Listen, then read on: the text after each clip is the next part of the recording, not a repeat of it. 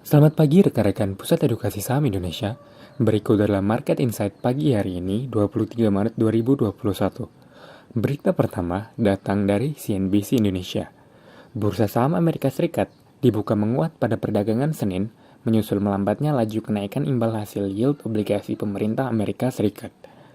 Indeks Dow Jones Industrial Average menguat 85,5 poin atau 0,26% pada pukul 8.30 waktu setempat, dan 30 menit kemudian menjadi 41,05 poin atau 0,13% ke 32.669,02. S&P 500 naik 22,3 poin atau 0,57% ke 3.935,39, dan Nasdaq naik 142,6 poin atau 1,08% ke 13.357,81. Imbal hasil obligasi tenor 10 tahun melemah 3 basis poin menjadi 1,7% setelah menyentuh level tertingginya 14 bulan pada pekan lalu. Berita selanjutnya. Presiden sekaligus CEO dari The Federal Reserve Bank of America, Richmond Thomas Perkin, mengatakan ekonomi Amerika Serikat perlahan mulai pulih dari resesi akibat pandemi COVID-19. Ekonomi Amerika Serikat berkontraksi sebesar 3,5% pada tahun 2020 dibandingkan dengan tahun lalu. Hal itu dari perkiraan Biro Analisis Ekonomi, Organisasi untuk Kerjasama Ekonomi dan Pembangunan OECD mengatakan, awal Maret ini, ekonomi Amerika Serikat diperkirakan akan tumbuh sebesar 6,5% tahun ini dan 4% tahun depan. Berita selanjutnya. Pasar obligasi dalam negeri pada siang kemarin, SBN bertenor 10 tahun, yield turun 1,1 basis poin ke level 6,876% dari sebelumnya pada akhir pekan lalu di level 6,887%. Adapun pekan lalu, yield SBN tenor 10 tahun naik 9,8 basis poin. Sementara itu, untuk selisih antara yield SBN tenor 10 tahun dengan yield Treasury Amerika Serikat berjatuh tempo 10 tahun sepanjang pekan lalu sebesar 514 basis poin atau turun 0,9 basis poin dari pekan sebelumnya. Selain itu juga, di tengah kenaikan yield Treasury, kepemilikan asing di SBN juga tercatat turun. Dilansir dari Direktorat Jenderal Pengelolaan Pembiayaan dan Risiko pada periode 1-15 Maret, investor asing melepas kepemilikan SBN nyaris 20 triliun rupiah. Capital outflow tersebut lebih besar ketimbang sepanjang bulan Februari 15 triliun rupiah. Adapun per 18 Maret 2021, kepemilikan investor asing di SBN adalah sebesar 953,24 triliun rupiah, turun 1,69 triliun rupiah dibandingkan pekan sebelumnya. Berita selanjutnya. Menteri Energi dan Sumber Daya Mineral, Arifin Tasrif, membuka kembali keran ekspor mineral mentah untuk konsentrat tembaga, konsentrat besi, konsentrat timbal, konsentrat seng, dan konsentrat seng dan bauksit. Adapun khusus untuk biji nikel yang dibuka keran ekspornya adalah biji nikel yang belum memenuhi batas minimum pemurnian tidak boleh diekspor. Dibukanya keran ekspor mineral mentah ini turut memberi sentimen positif bagi prospek emiten tambang mineral ke depan. Hanya saja, meski menguntungkan dampaknya, rasanya belum akan signifikan, kecuali untuk emiten yang berkaitan dengan komoditas tembaga. Berita selanjutnya. Indonesia tetap dinilai sebagai negara yang layak untuk dijadikan tempat berinvestasi. Penilaian tersebut diberikan lembaga pemeringkat Fitch yang mempertahankan sovereign credit rating Republik Indonesia pada peringkat BBB Investment Grade dengan outlook stabil pada 19 Maret 2021. Fitch melihat faktor kunci yang mendukung afirmasi peringkat Indonesia adalah prospek pertumbuhan ekonomi jangka menengah yang baik dan beban utang pemerintah yang rendah meskipun meningkat.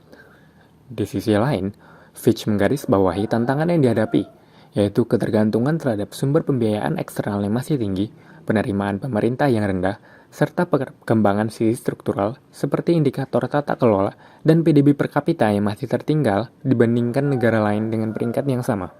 Dalam penilaian tersebut, Fitch memperkirakan pertumbuhan ekonomi Indonesia akan pulih bertahap mencapai 5,3% pada 2021 dan 6% pada 2022, setelah terkontraksi 2,1% pada 2020 akibat COVID-19. Fitch memperkirakan defisit fiskal akan sedikit menurun menjadi 5,6% pada 2021 dari angka 6,1% pada 2020, sejalan dengan target yang ditetapkan pemerintah.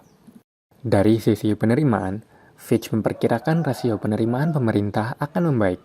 Kenaikan terjadi secara gradual menjadi 12,3% dan 12,8% dari PDB untuk 2021 dan 2022 seiring pemulihan ekonomi, setelah mencatat rasio sebesar 12,1% pada 2020.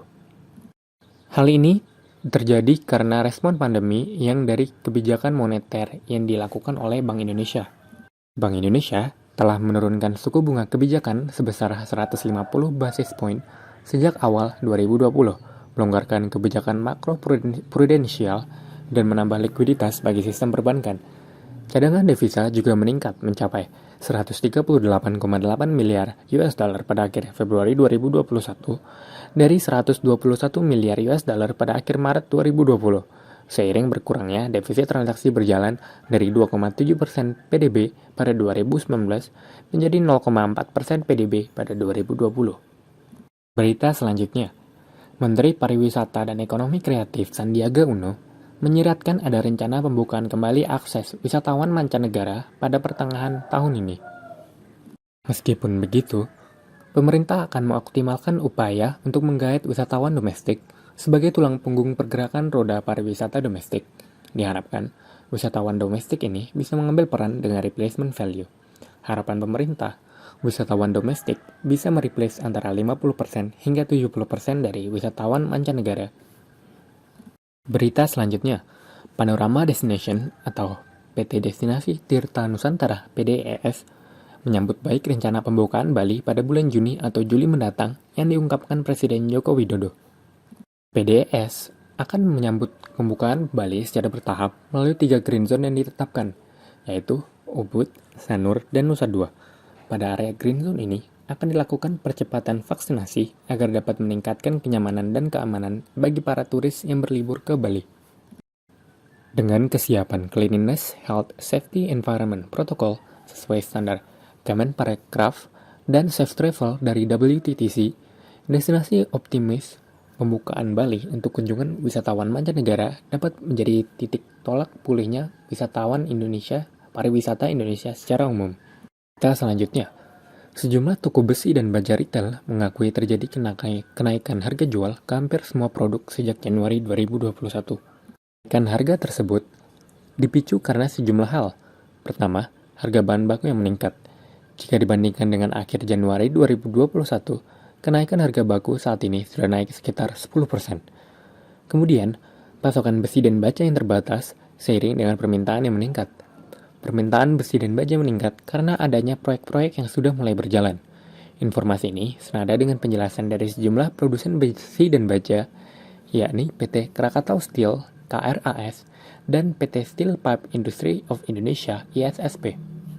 Begitu, kenaikan harga jual besi dan baja saat ini tidak terlalu berpengaruh pada kinerja emiten tersebut. Proyeksi kinerja penjualan akan tetap positif karena kenaikan bahan baku selalu diikuti kenaikan harga baja. Berita selanjutnya, untuk memuluskan target bisnisnya di tahun ini, Kimia Farma mengalokasikan capital expenditure sebesar 500 miliar rupiah. Dana tersebut digelontorkan salah satunya untuk melakukan pengembangan terhadap layanan kesehatan digital Kimia Farma, yakni Kimia Farma Mobile. Selain itu juga, alokasi capital expenditure di tahun ini juga akan digunakan untuk melakukan pemenuhan regulasi pemerintah di bidang farmasi, seperti pemenuhan cara pembuatan obat yang baik dan cara distribusi obat yang baik. Walaupun begitu, hingga saat ini, KF belum merilis secara resmi kinerja keuangan sepanjang tahun 2020. Adapun berdasarkan laporan keuangan kuartal 3 2020, emiten farmasi ini mencatatkan pertumbuhan penjualan 2,37% year-on-year. Berita selanjutnya, PT Asia Vision Network (AVN), anak usaha PT MNC Vision Network (IPTV), resmi melakukan merger dengan Malaka Strait Adapun proses merger kedua perusahaan ini akan dituntaskan pada akhir kuartal 2 2021 atau awal kuartal 3 2021. Dengan merger tersebut, proyeksi valuasi perusahaan diprediksi akan mencapai 573 juta US dollar atau sekitar 8 triliun rupiah. Rasio EV to EBITDA di 5,8 kali dari nilai tersebut. Berita selanjutnya, PT Sri Rejeki Risman SRIL masih mengupayakan perpanjangan tenor atas pinjaman sindikasi 350 juta US dollar yang akan jatuh tempo pada Januari 2022. Perusahaan telah mampu meyakinkan 60% pemberi pinjaman sindikasi untuk menyetujui perpanjangan tenor. Penandatangannya dijadwalkan Jumat 19 Maret 2021. Namun, Mandated Lead Ranger dan Book Runner memutuskan untuk menunda penandatanganan sehingga menyebabkan ketidakpastian bagi perusahaan dan pemberi pinjaman. Hal ini memicu kekhawatiran terhadap peringkat perusahaan. Alhasil, pada hari ini,